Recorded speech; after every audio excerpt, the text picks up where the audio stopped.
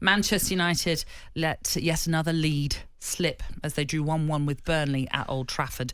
It's just now 1 win in 6 for Erik ten Hag's side, and he told talkSPORT that he was frustrated to not come away with all 3 points yet again. We are very frustrated by ourselves, of course, that's in the first place, but also with the refereeing as well. But first we have to look in the mirror. If you control, I would say dominate the game, long stages in the game, apart from the second part, first half, where Andre had some good saves. But the rest of the game, it was always loads of chances, put ourselves in a winning position, and then gave it away just before the end. That is very disappointing. No, it's very frustrating. I mean, look, you can obviously understand the frustration because they were just a few minutes away from the end of the regular 90 minutes before Andre Onana gave away a penalty that, if you remember, if you haven't seen this one, go back to the game against Wolves, similar, pretty much identical situation where he just clattered the Burnley player, which led to that penalty being awarded, and Amdouni put that penalty away. I mean, I think Burnley would look at that and think, look, they very much deserve something out of that game because they had themselves, okay, you could say Man United had more attempts in this game, but Burnley themselves had 16 attempts in this match at Old Trafford, and they had chances, plenty of chances to do, well, to damage Manchester United. Man United looked dehydrated. Oh, I knew that was... I could see you waiting and waiting. You wanted to say something. That was it. And by the way, Onana pulled off a few saves, didn't he? Yes. In the early part of the game. Yeah. The goal, the equaliser from the penalty spot. I mean, what Onana's doing there. Well, what is he doing? Poor header by Wan-Bissaka as well. You know, just they give you chances, and you know the goalkeeper's coming out in his frying fist.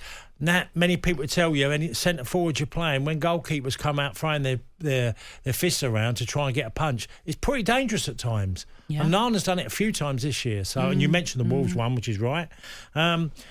Look, you're playing Burnley, and look, there'll be people that say, "Oh, Burnley have been decent run of form. You know, they've had a real turnaround in the last month or two, haven't they? In their results, fair play to them. But it's Manchester United we're talking about. You know, they've had to turn a game around in midweek against Sheffield United, who are already relegated. Yeah. Now they've played Burnley, who are in the bottom three. Yeah, I don't know what we can say. If what we meant to say that, you know, anything. This is United, which is a club that's, you know, the success there is for everywhere. You know, the trophy cabinet's full. I just think we're making so many excuses for them. They're not a good side, and that's it. That's where they are in the league. Well, you said yesterday, you know, could they get to the 5th spot? And I was like, that United team are not getting 5th. Well, they've played 2 games more now than Tottenham, and they are 6 points off 5th as things stand. I mean, their goal from Anthony came about through a mistake as well from Burnley. Sander Burgess, a loose ball that he was trying to play to a teammate, and Anthony stole it in and then just put it past Muric. But as for Burnley, I mean, we should give them credit. You just mentioned that they've suddenly picked up form. They've lost just 1 of their last 8. They are 2 points from safety? Can they do it? Well, I mean, I don't expect Forest to get a result against City today. So there's another game being chalked off, and then they've got them, haven't they? They've got them on the final day of the season. Look, if they've got a chance of staying up on the final game of the season with 3 points or whatever they need, of course they've got a chance. You know, because Forest are going to have to get points pretty quickly.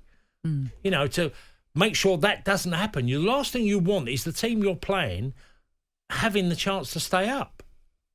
So, of course, it's viable. It's never seemed likely. Nearly all season, Burnley have been in the bottom 3, haven't they? Yeah.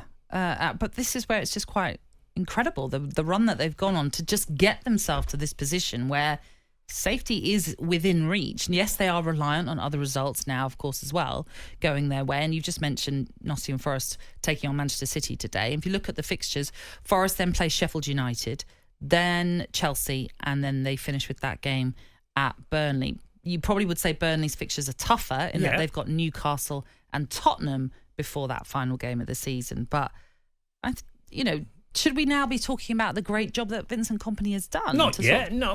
I think, look, it's been a challenging season. I think any team that comes up, it's it's such a big difference, the Premier League. And there is normally a team that will survive, but I think the three that come up last year have found it more difficult than ever.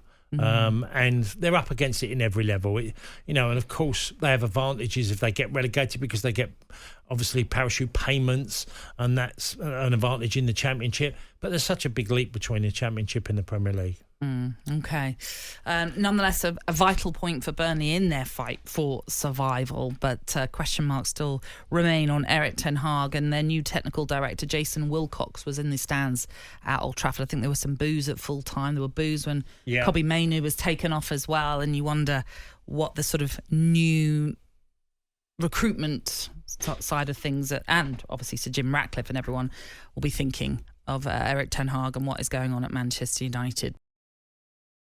Weekend Sports Breakfast with Natalie Sawyer and Tony Cascarino. Sunday mornings from 6 on AM, on DAB, via the talkSPORT app and on your smart speaker. talkSPORT.